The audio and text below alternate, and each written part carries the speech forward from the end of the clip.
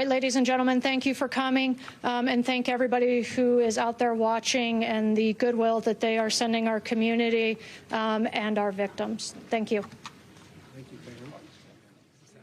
You have just been listening, of course, to an update from top officials from Colorado Springs after the horrific shooting of 5 people shot and killed at a gay nightclub in that city, Club Q. The mayor, the police chief, the DA, among others, identifying the victims, each of the people whose lives were cut short by this attack, including, and we now have faces to pair with these names, Ashley Paul, you see her in the upper left hand of your screen.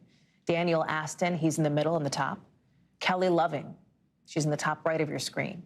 There's Derek Rump on the bottom there, and Raymond Green Vance, all 5 who were killed in this attack over the weekend when a gunman entered this club and began shooting. 2 heroes, as police have described them, fought back and stopped the attacker from taking more lives. They are Thomas James and Richard Fierro. We're going to talk more about the actions of these heroic clubgoers in just a second here.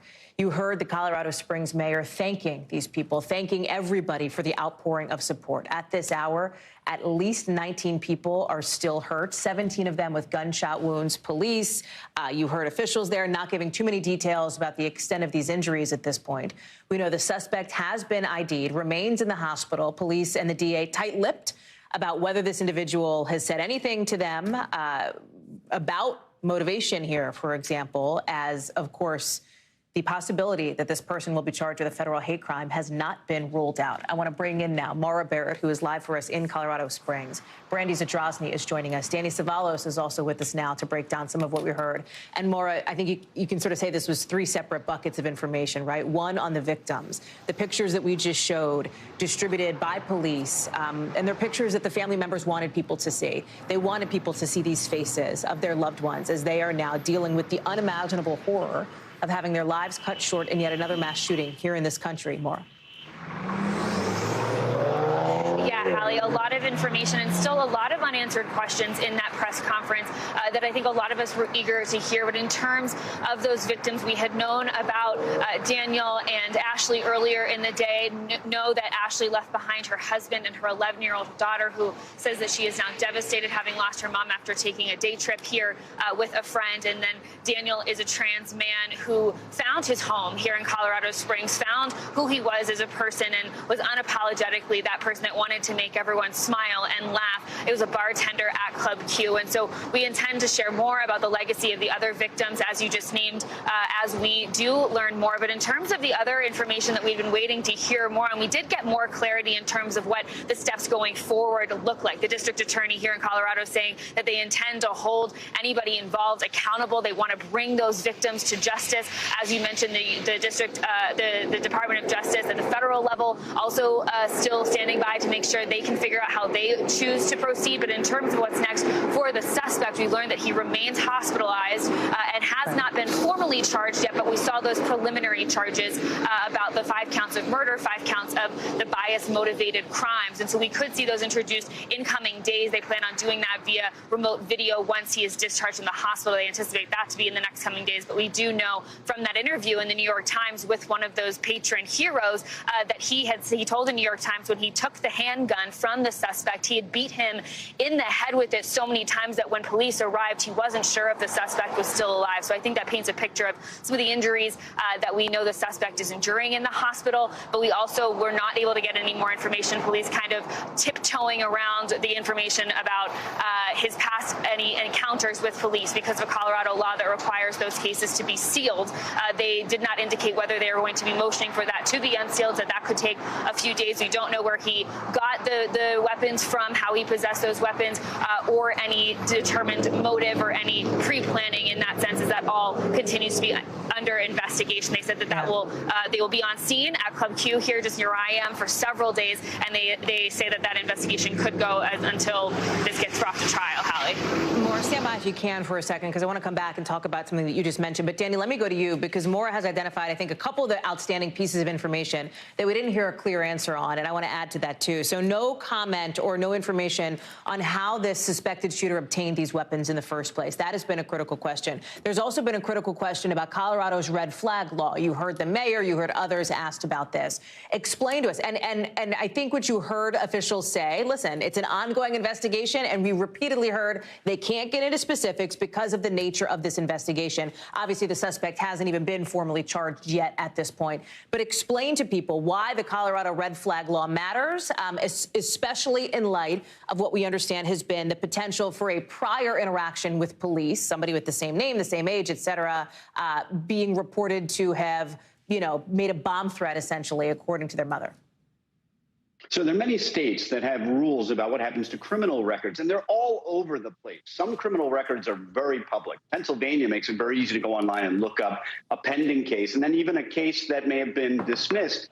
The defendant usually has to go forward and get the record expunged. But New York, for example, if you get acquitted, it's automatically sealed, and it's really difficult for the public to get access to that information. So every state is different, and every state has the prerogative to create whatever laws they want to create about privacy. And it has to be a balancing test, just in Colorado as anywhere else. The balancing test is, does the public's right to know about the potential danger of a particular person for prior arrests or anything like that outweigh that person's privacy or their interest in not having a non-convicted act made public record? And, if the state's laws are any indication of this, everyone's opinions on this are all over the place because the states vary wildly on the kind of information that is publicly available about somebody based on just an arrest and not a conviction, or in other states where just an arrest can usually put you on public record, arguably forever, unless you get your record expunged somehow. Maura, let me turn to you, because we also heard, in addition to the outstanding questions on the investigation itself and the questions on how this moves forward, we also heard from officials on the incredible actions from two people at the club who potentially saved who knows how many lives at this point. And you heard when it came to Richard Fierro, who is one of the people who basically, combat veteran, heard the gunshots, was there with his family. By his own account, according to the New York Times, he spoke with them, jumped out of his seat, right? Jumped out from where he was, ran toward the gunfire, tackled this person, brought the suspect down, brought this attacker down, took his own weapon after seeing another gun slide off, and began, as you say, obviously hitting this person to stop them from shooting. What we heard from officials is that they had never encountered a person who was so humble about this. That Fierro told them simply, I was trying to protect my family. He has gone into vivid detail now with the Times about these moments inside the club as he was looking to help with others, other patrons at Club Q, get the situation as much under control as it could have been. Yeah, exactly. And we did learn from that interview from the Times that Richard Fierro is an Army veteran. He said that it was almost instinct, right? Firing into action like that to take care of his family, to take care of the people in the club. As soon as he heard those first gunshots, he mentioned in that interview with the Times that a drag queen nearby stepped on the suspect as well with their heels. We don't know if that drag queen is the same person that was named in that press conference just now, but police did name another individual, Thomas James as one of those heroes. Exactly, and really just emphasizing how impactful that immediate action was, how life-saving it was. Obviously still a tragedy of these 5 people that are now deceased, but police really making the effort to note that even though they showed up within minutes of that 911 call and were able to detain the suspect, they said that the actions of Richard Fierro and Thomas James were life-saving because they think it could have ended so much more terribly for everyone inside that club on Saturday night. Brandy, I want to turn to you here because we heard the mayor, the police chief, others talk about how much social media plays into this investigation. Here's the public information officer for the police department talking about that piece of it. Watch. But specific to social media, in this day and age, social media is where everybody's at. So, of course, we're looking at social media in every investigation that we do, whether that be from a very basic patrol investigation all the way up to the most significant. Presumably, Brandy, in an investigation like this, police and investigators would, of course, be combing through any kind of social media presence from the suspect here. Yeah, absolutely. I mean, we encounter these cases a lot, and our first step really is to find out what they're saying online. Often that is the earliest and best clue as to their motivation. Now, with this particular case, Aldrich did not leave a trail that we have found. So as someone said to me today, a 22-year-old that isn't on the internet somewhere, I don't believe it. And so it seems pretty likely that there will be some sort of evidence collected from a computer at his home or some sort of trail that's particular to him that we just don't have. We don't know the usernames he uses, for instance, so we can't follow the sites that he may be seeing or looking at, or we can't look at the media that he might be ingesting. It really is just so unknown, and they are being very tight-lipped about it, of course, but as they're tight-lipped, what's happening online is that people are already sort of either saying, it's clear what did it, he's a, MAGA, whatever, as that often is blamed, or it's the people who've been demonizing LGBTQ people forever since April, really, are now saying, oh, all of the rhetoric that we spread couldn't have had anything to do with this. So people online are really sort of waiting with bated breath to try to blame someone. We're going to have to see where his motivation lies, but it's going to take a while. Danny, let me turn to you for some final thoughts here and the next steps, because we are now waiting for the suspect to be formally charged. This person is still in the hospital with some kind of injuries, according to Richard Fierro, the person who confronted him and took him down at the club, potentially quite serious injuries. Those are the next few things we'll be looking for, as well as whether or not this person, through any attorneys, cooperates, talks with police, explains any motivation for this horrific attack as police continue to pursue those bias-motivated crimes. This is a case where if the defendant chose to speak to law enforcement, it would be helpful to understand the motive. But in all likelihood, in an area with this many people and this many witnesses, it won't be necessary if and when the suspect is charged and tried, because you're going to have so many eyewitnesses, probably plenty of security cameras. And so while we always want to know why these tragedies occur, whether or not this particular suspect has given a statement or has spoken, whether through counsel or otherwise, to law enforcement, may not be necessary for police to make their final determination to hold the person accountable for this tragic act. Danny Ceballos, thank you for your analysis. Maura Barrett, Brandy Zadrozny, we appreciate your reporting as well, as we have been watching now that live update from Colorado Springs officials on the attack that killed 5 people at Club Q, an LGBTQ plus nightclub. Here are their names and their faces. We are going to continue to keep you updated on this story as it develops. You'll watch it all live right here on NBC News Now. We're going to take a quick break. We'll see you on the other side.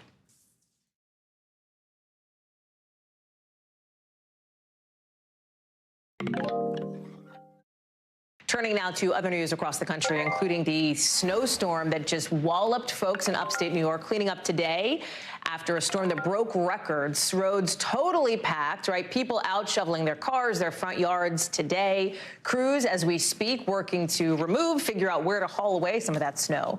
Like I said, this wasn't just regular snow, which obviously happens in the winter. This was record-breaking, okay? Buffalo had 80 inches total over the weekend. The most snowfall in a 24-hour period ever that they've ever seen on Friday. The good news is the snow is over for now, which is not a bad thing if you're one of the 55 million folks planning to travel for Thanksgiving. We're not expecting weather to affect travel now, but maybe on your way home. Let's bring in Jesse Kirsch, who's on the ground in Buffalo, to talk through all of it. So, Jesse, last time we talked to you, you were covered in snow as it was falling. It is now all behind you because the snow has stopped. The cleanup has not. Talk us through it.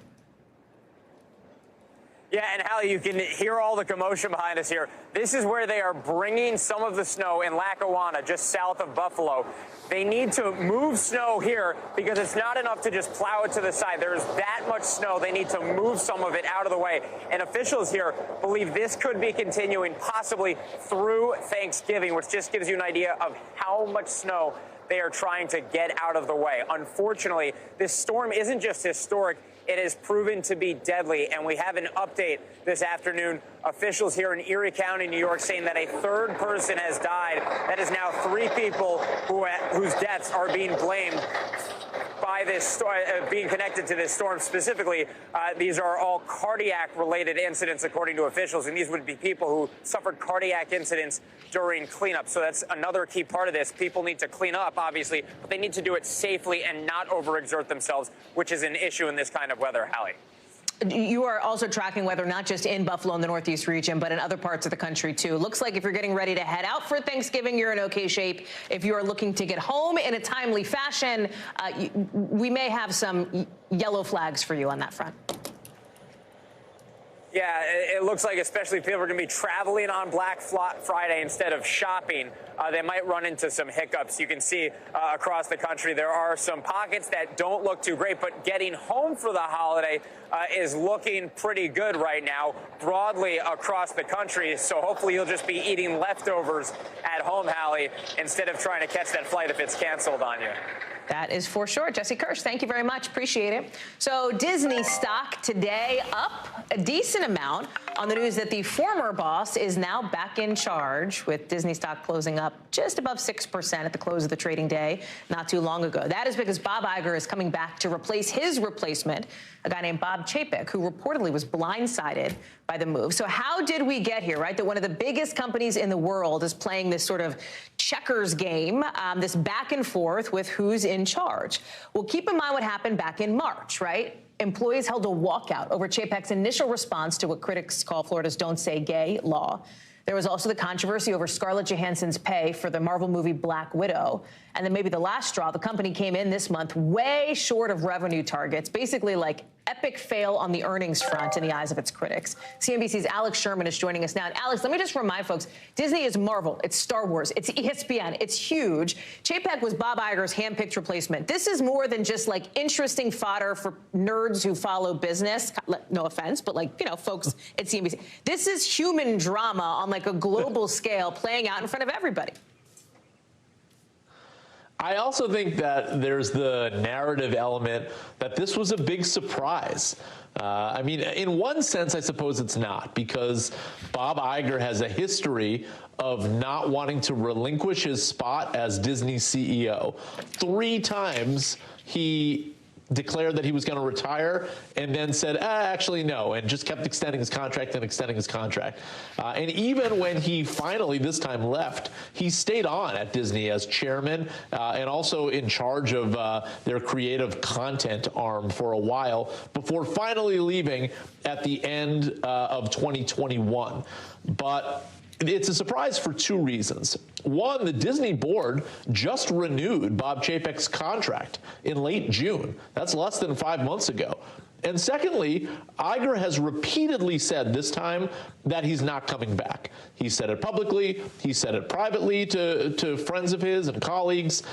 So the idea that he would suddenly reemerge, I think, caught everyone off guard when this news broke last night. What does it mean, right, with Bob Iger now coming back in charge? What does it mean for people who like Marvel movies, or for people who like the Star Wars sort of spin-off series that we've been seeing, et cetera? Like, is there a consumer impact on all this shakeup?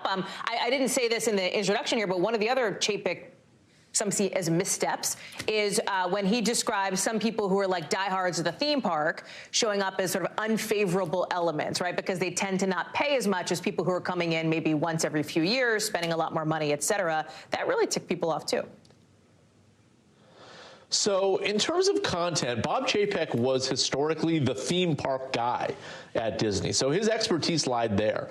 Whereas for content, that was more Iger's territory. And then several people at Disney, some of who are still there and some of who aren't there anymore. Peter Rice was in charge of content from the TV side. Bob Chapek fired him just a few months ago. But there are others, Alec Bregman and Dana Walden, who are still there, who are in charge of content. But it's sort of more Iger's thing. And Iger gained his reputation as being a great CEO for some of the deft content acquisitions he's made over the years. You know, whether that be Pixar or Marvel or Lucasfilms. More recently, he paid a lot of money for Fox. That deal doesn't look as good just because of the amount of money spent on that deal. It was a $71 billion acquisition, though some of those assets were later divested. But on the content side, he is more the guy there. So I suppose it's good news from that standpoint. Alex Sherman, CNBC, always good to see you breaking it down. Thank you, friend. Appreciate you being on. To Twitter now, where you are seeing its sales team getting hit with more layoffs. More layoffs now as another far-right figure is being allowed back onto the platform. That's because Twitter is reinstating the personal account of Republican Congresswoman Marjorie Taylor Greene, who's promising followers of her other congressional account, MTG Unfiltered, she says. She's just one of several controversial personalities being allowed back on the site after Elon Musk took over. Kanye West, who after a series of saying things that were horribly anti-Semitic, simply writing shalom on his return. And the one I know you've heard of by now, former President Trump, getting the nod from Elon Musk, who took a Twitter poll and then decided to let the former president back on the platform. For his part, Mr. Trump says he's more focused on Truth Social, but it does sort of beg the question, to use an old news cliche, who will Musk draw the line for, right? Like, who is too controversial to end up on Twitter? And this isn't about controversy, right? It is about free speech, the limits of that. Folks who, for example, like the former president, have used the platform to incite violence. So where is the line? Apparently drawn at Alex Jones, with Musk tweeting he's not going to let the Sandy Hook conspiracy theorist back on because, in Musk's words, Jones uses the deaths of children for fame and gain. Ben Collins is joining us now. So it is an interesting, no, yes for Donald Trump, no for Alex Jones, all as Elon Musk is like kind of very openly and unsubtly fanning the flames to basically say, look, Twitter's a hot mess. Everybody come check it out. Come back onto the website. Yeah, that's exactly what he's going for. He's trying to get as much engagement as possible. But there is, to what end, really, is the question. Part of why he bought the website to begin with, part of why he started buying little shares of it at the start of the year, was his friends over at the Babylon Bee made a post, an anti-trans post, on their account that got them banned. And he started talking, which we know this from his own text messages that he had to reveal in court because he was trying to back out of buying Twitter. And the Babylon Bee was banned for that anti-trans tweet. But now they're back. They were the first account he let back on after all this stuff, before Donald Trump, before Kanye West, all these people.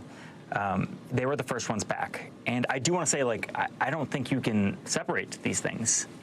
The things that happened this weekend where, 5 people at LGBTQ nightclub are dead. And there has been a, 6-month to a year-long campaign against trans people in this country, trying to demonize them and dehumanize them.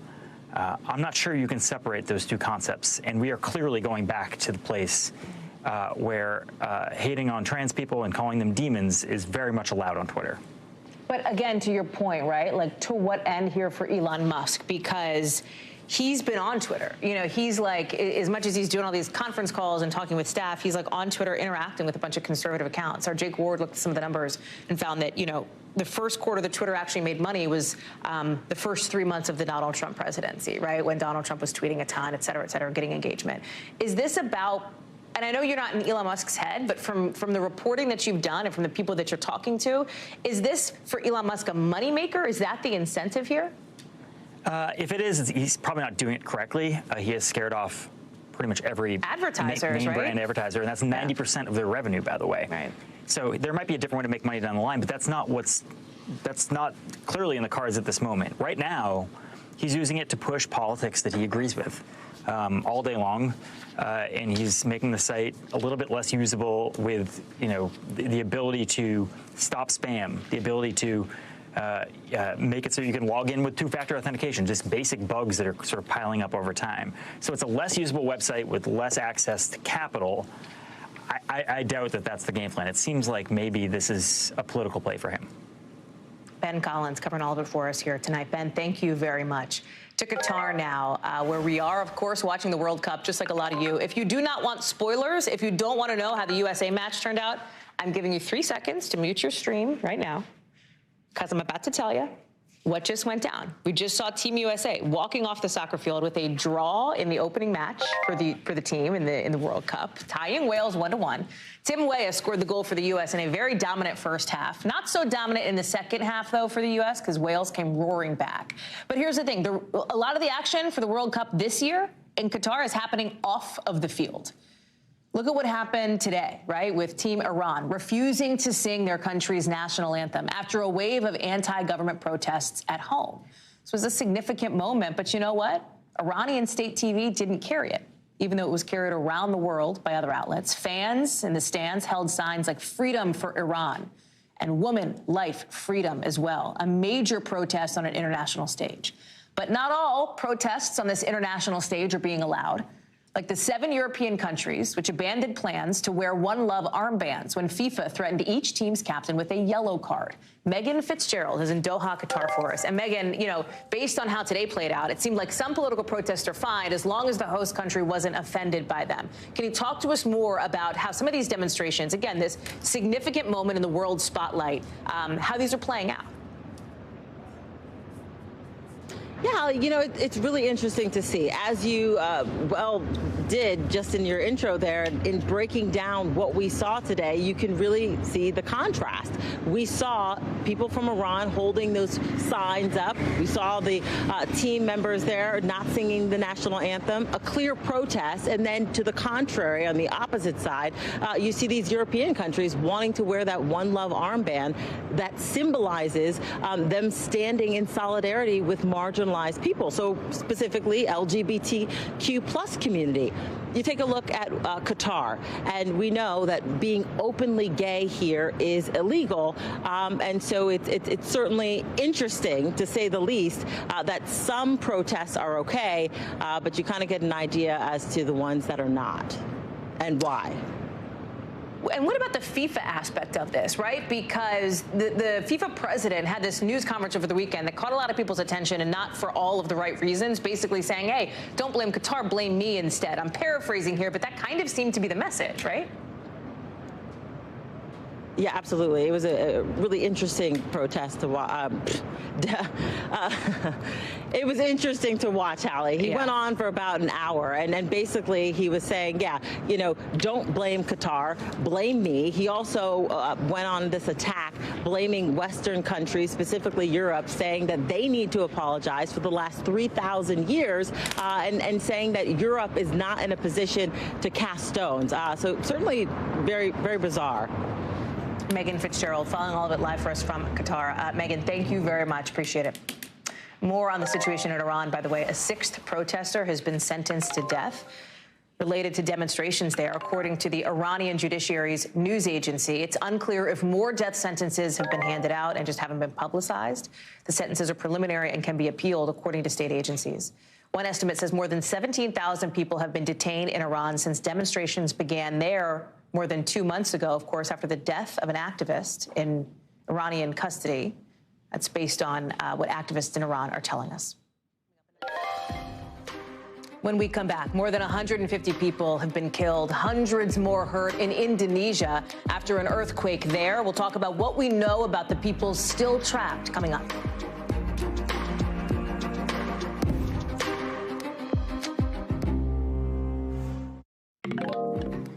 162 people have been killed, something like 700 others hurt after an earthquake slammed Indonesia's main island called Java today, according to Indonesian officials. This thing was a 5.6 magnitude quake, trapping something like at least 25 people who are still trapped under collapsed buildings. According to officials, more than 5,300 people obviously displaced now.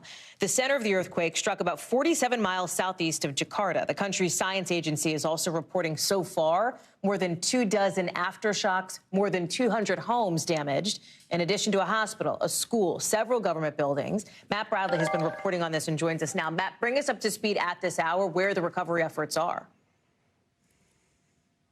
Yeah, Hallie, I mean, the quick answer is that it's complicated. The fact is that the hospital, the main hospital in Cianjur, which is the province and the main city where this all really came to a center, where the sort of the epicenter of this was, and as you mentioned, that's 60 miles south of the capital, Jakarta, in the middle of the main island of Java of Indonesia. That main hospital doesn't have a lot of power, doesn't have the capacity to handle all of these injured people. As you mentioned, more than 300 injured people are flooding into this area. Then there's the other problem with all of those collapsed houses, rudimentary 1-story, 2-story structures that have collapsed inside. A lot of those, and I got to tell you, Hallie, a lot of those were school buildings that contained children. And these were children apparently made up more than half the casualties. And that was just the fact that this happened during school hours, where students they'd left the main school and they had gone to private Islamic tutoring. And this is what happened when they were caught indoors, whereas a lot of the men and women were outside working. So that's a problem. Landslides throughout that region are a major problem. This is a mountainous and hilly country. So getting to the places and getting those victims to the hospital, That's another major issue. Yeah. And as you mentioned, there's more than 24 aftershocks that came after that. That's really complicated the recovery effort. Hallie? And at this point, though, no risk of a tsunami issue, right? I know that this is an area that obviously is prone to earthquakes. It sits in an area where they've seen a number of earthquakes in the past. And in past instances, there have been devastating tsunamis. That they are out of the woods on that front. Is that safe to say? Yeah, you're absolutely right. In the past 2 years, there's been 2 major earthquakes, both more than this on the Richter scale, 6.2 on the Richter scale. They've had actually fewer casualties than the one that we just saw today. But yeah, of course, when you think about Indonesia, you think tsunami. You go back to that 2005 or 2004 Asian tsunami that killed 230,000 people, more than half of them in Indonesia. But luckily, and I shouldn't say luckily, but luckily, really, this was not off the coast. This was on the mainland, the epicenter of it, and it was underground. So they didn't have that ripple effect from the water, so we're not seeing a tsunami quite yet. Matt Broadley, thank you so much for staying on top of it. We're looking for the scenes of just a devastating earthquake there, and the cleanup, obviously, going to continue for weeks to come. Appreciate it. Still to come here on the show, we're hearing from parents of babies born last month. And you might be asking, okay, so why is that news? A lot of babies were born last month. Well, not babies. Came from 30-year-old donated embryos. We've got that incredible story next.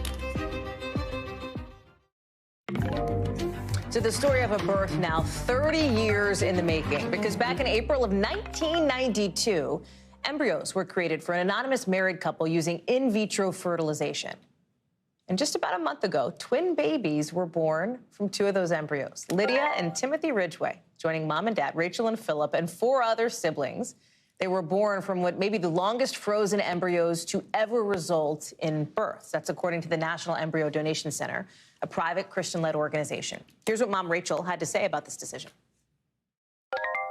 And so we wanted to find these embryos that have been waiting for so long, not to have the oldest embryos by any stretch of the imagination, but really just having those that had already waited quite a long time.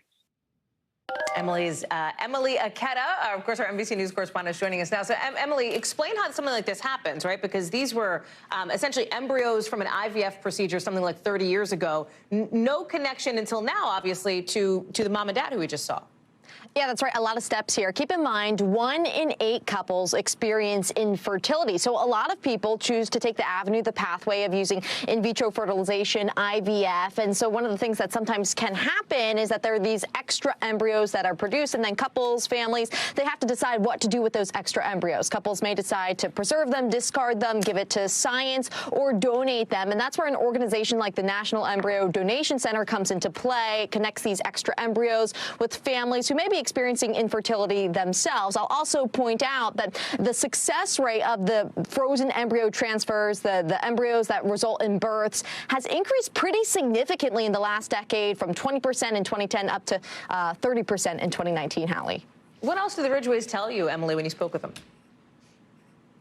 Oh, I think that the families, they are feeling all the things. The Ridgways, amazing, miraculous, mind-boggling, and especially when you consider the increased risks associated when it comes to giving birth to twins. The couple quipped to me that Lydia and Timothy, they may be their smallest children in the family, but in one sense, they're their oldest. Take a listen here. It's just mind-blowing to think that at that same point in time, somewhere else, that God was giving life to these children that 30 years later, I would hold in my arms. How are you guys feeling right now? Very blessed. Tired, but very blessed. Tired but very blessed. I love it. But Hallie, can I just point out that I think that I was destined to cover this story today. My own sister, gave birth to her first child just hours ago. And so I am just reveling in all of this new life. We can change my lower third, my graphic to Aunt Emmy. That would be great. New auntie. Love it. Congratulations, Emily, to you, to your sister. That's amazing. To the Ridgways, of course. Love it. Love all those newborn vibes. Send pictures, okay? Thank you very much. Appreciate it. That does it for us for this hour. Thank you, as always, for being with us. We'll have more for you here tomorrow, same time, same place. More coverage picks up right now.